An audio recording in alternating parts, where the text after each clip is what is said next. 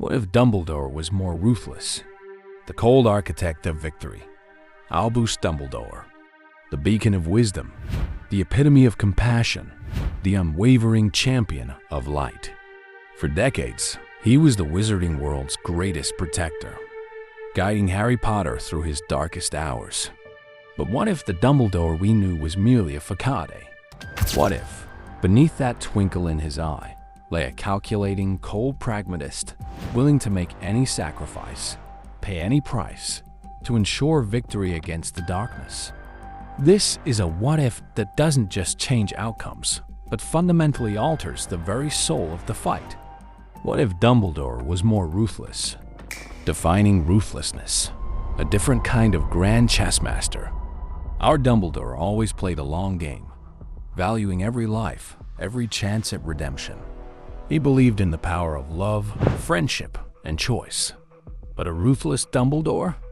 He'd be a grand chess master who viewed people as pieces, not partners. His benevolence would be a carefully constructed mask, a tool to manipulate events and individuals towards his ultimate goal, Voldemort's destruction.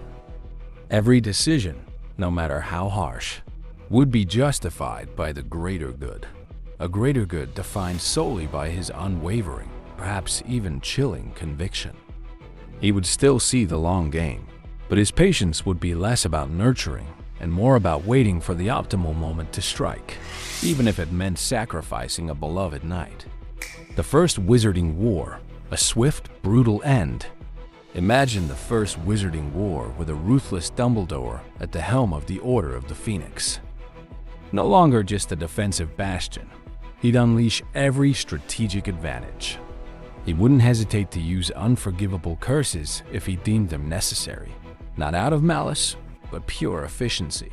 Instead of waiting for Voldemort to make mistakes, he'd actively create traps, exploit weaknesses, and eliminate threats with grim resolve.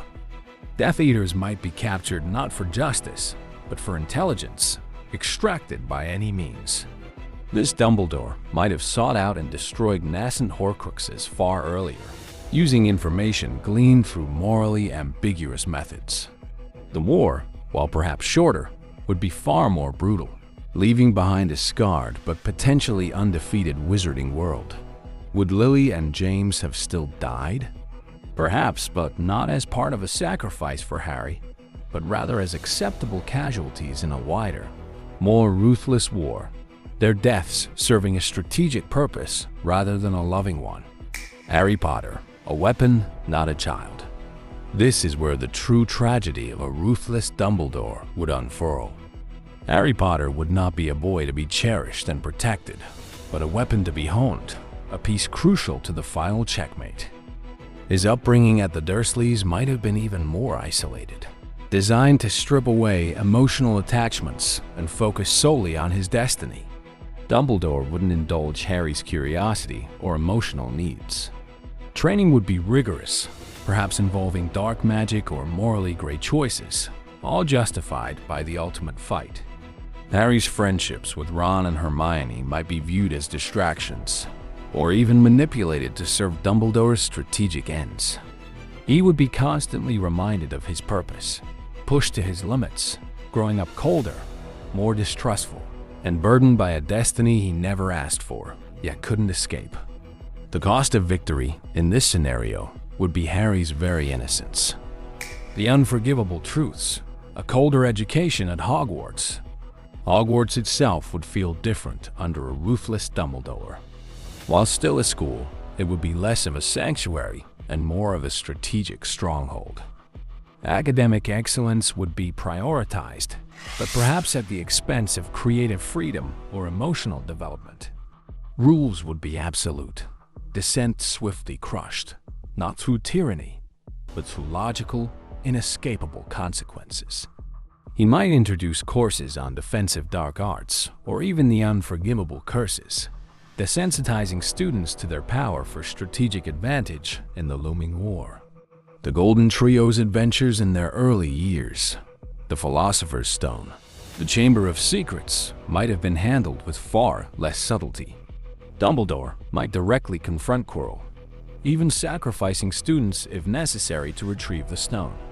The chamber's monster might have been unleashed not just to be defeated, but to illustrate the dangers, hardening the students against future threats. Allies and pawns. Snape's true burden. Snape's role in this timeline would be even more harrowing. His devotion to Lily would still be the key, but Dumbledore would exploit it without hesitation, pushing Snape into increasingly dangerous and morally reprehensible acts. Snape's deep cover might require him to commit atrocities he barely recovers from, all under Dumbledore's cold gaze. The emotional toll would be immense, but Dumbledore would dismiss it as a necessary price for the greater good. Other Order of the Phoenix members might also find themselves used as pawns in Dumbledore's grand design, their personal feelings or ethical qualms overridden by his ultimate objective. There would be fewer comforting words, fewer reassurances, only cold commands and strategic deployments. Loyalty would be demanded, not earned through warmth. The Gauntlet, Triwizard, Horcruxes, and the Blood Price. As the story progresses, a ruthless Dumbledore's influence would become starkly evident. The Triwizard Tournament?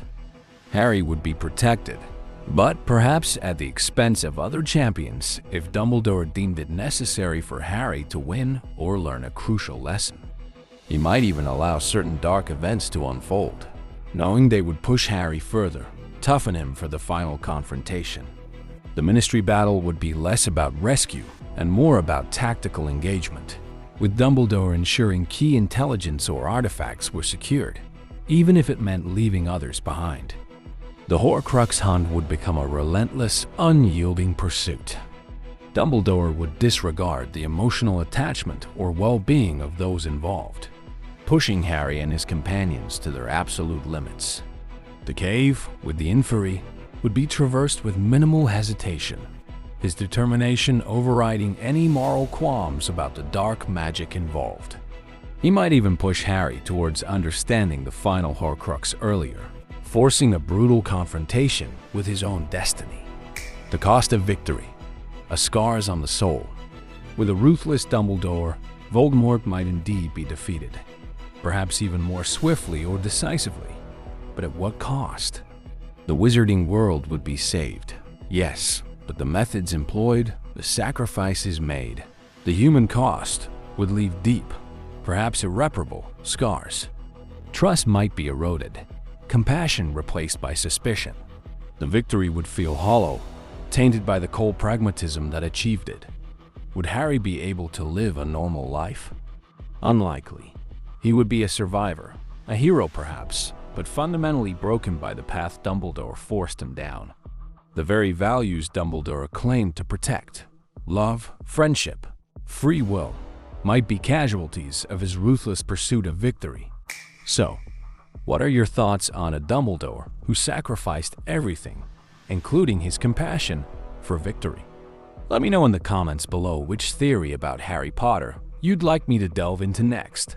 Your ideas will help shape the future of this channel.